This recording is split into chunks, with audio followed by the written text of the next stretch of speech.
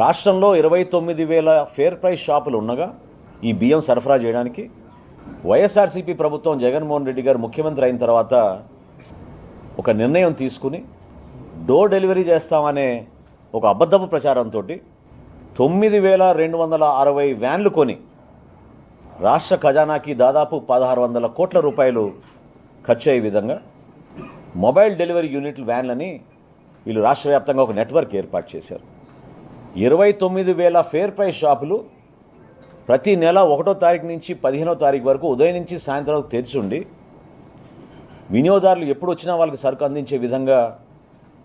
ఎన్నో సంవత్సరాలు జరుగుతున్న ఒక మంచి ప్రక్రియని వీళ్ళు పక్కదారి తీసుకెళ్ళి వాళ్ళ స్వలాభం కోసం ఈ వ్యాన్లు తీసుకొచ్చి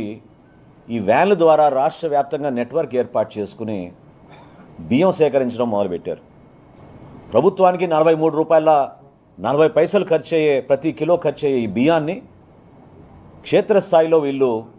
10 రూపాయలకే తీసుకుని వెళ్ళిపోవడం, చాలా చోట్ల మీరు సరైన సమయంకి రాలేదు, వ్యాన్ వెళ్ళిపోయింది కాబట్టి మీకు సరుకు ఇవ్వమని చెప్పడం, చివరికి ఎంఎల్ఎస్ పాయింట్ల దగ్గర నుంచి కూడా గోతాలు తీసుకుపోయే సందర్భాలు ఎన్నో ఉన్నాయి. అది చాలా స్పష్టంగా మనకి ఆధారాలు కూడా దొరికినాయి.